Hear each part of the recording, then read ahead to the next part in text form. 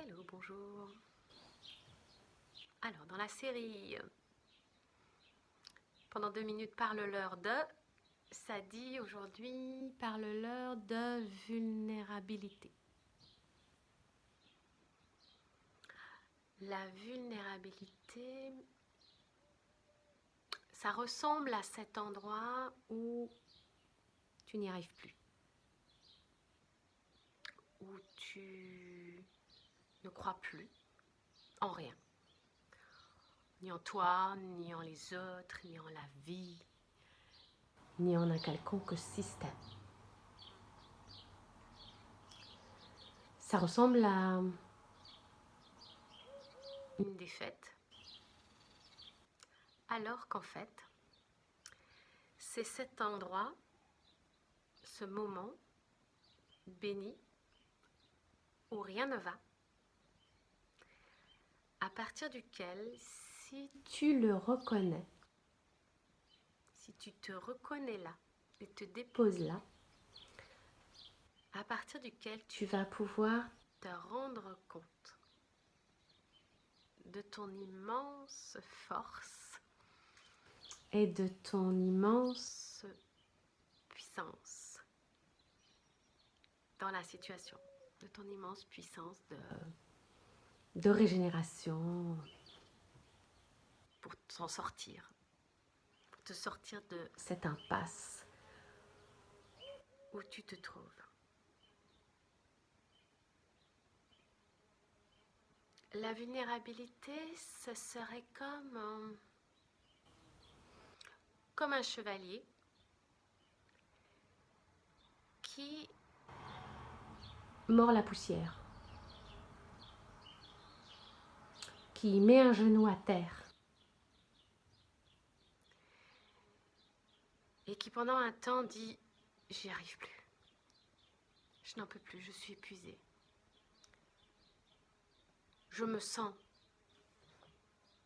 tout ce que vous pouvez mettre derrière, je me sens nul, inefficace, impuissant, incapable de, je me sens petit, je me sens faible dans la situation.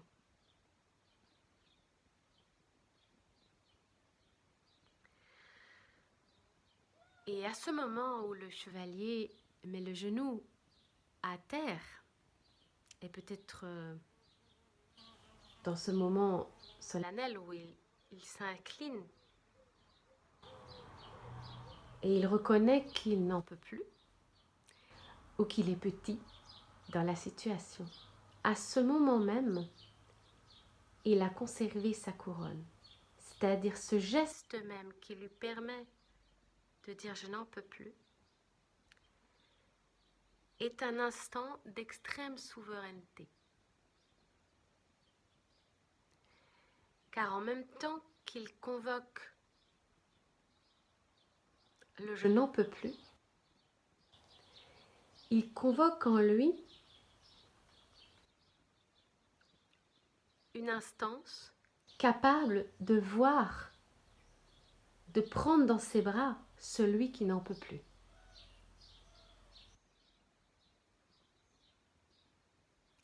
Au moment où il se dépose, où il confie son impuissance et sa peine, sa faiblesse, sa vulnérabilité, il la confie à quelque chose, à quelqu'un, à une autre instance que l'on peut imaginer en lui ou bien à l'extérieur de lui, peu importe, c'est la même. Il va confier sa petitesse à quelque chose en lui et autour de lui de plus grand, quelque chose qui le transcende, qui est capable de prendre ça, d'entendre ça, de voir ça.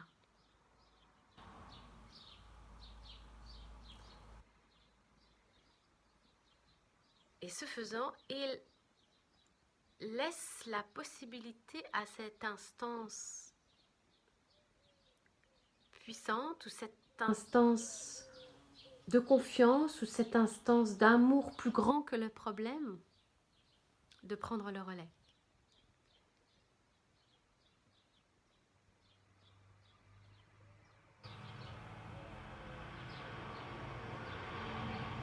C'est pour ça que souvent j'appelle cela l'humble puissance.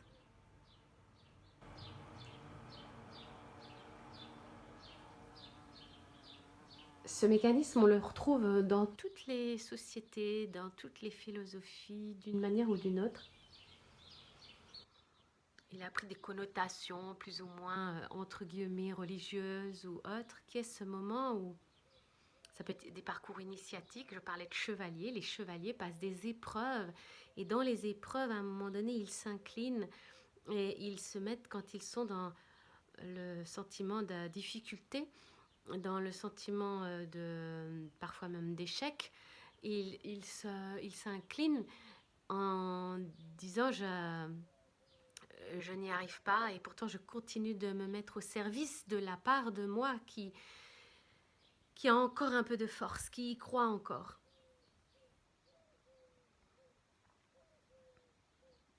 Alors ça peut s'appeler des mécanismes d'expiation, des mécanismes, peu importe, on emploie des mots plus ou moins culpabilisants pour cette étape.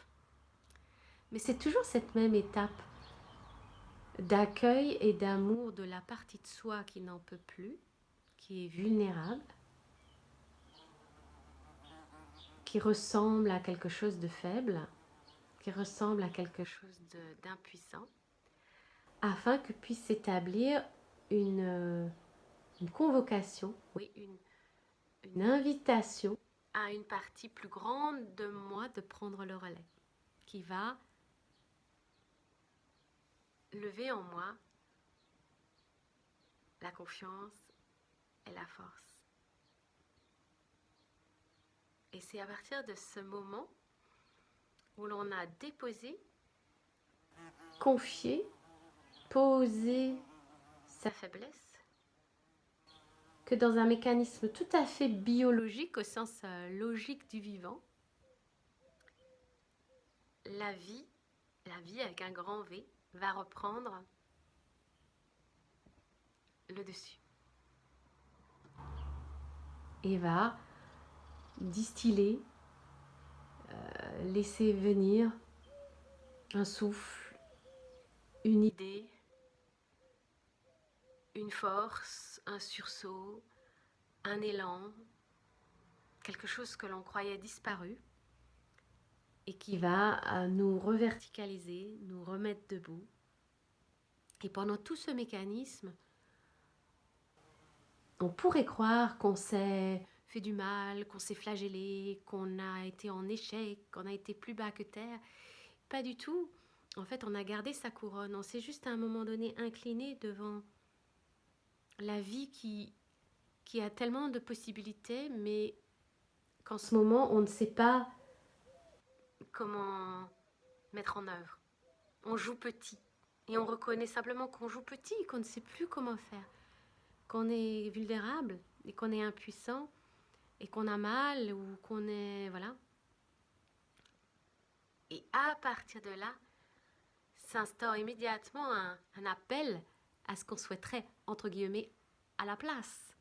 Je souhaiterais avoir la force, je souhaiterais retrouver du courage, je souhaiterais être capable de créer, d'imaginer, d'inventer une solution.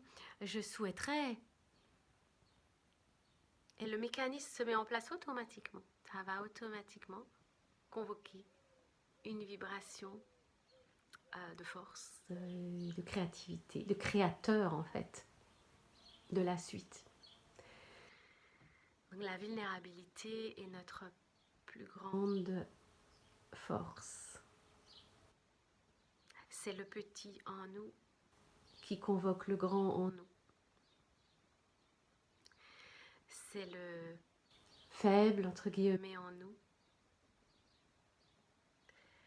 qui est en alliance avec le fort en nous. Et la vie, nos existences et certaines crises de la vie sociale, du monde, des systèmes, nous confrontent beaucoup avec nos vulnérabilités, nos faiblesses, nos démons intérieurs aussi, les choses que l'on va très vite juger comme mauvaises, mal, nulles, peu capables, alors qu'il suffit simplement de les accueillir. Car nous sommes le tout. Et ce qui fait notre force, c'est le tout. La vie est toujours inclusive. Elle inclut nos contrastes, elle inclut nos vulnérabilités et nos faiblesses. Et c'est si nous les accueillons, si nous les reconnaissons, que le mouvement peut s'établir pour relever en nous la barre de foi ou d'action ou de création.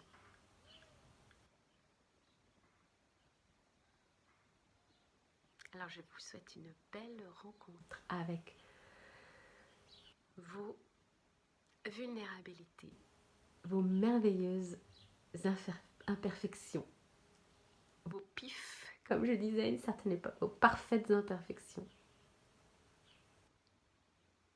Et votre force lumineuse qui est toujours là.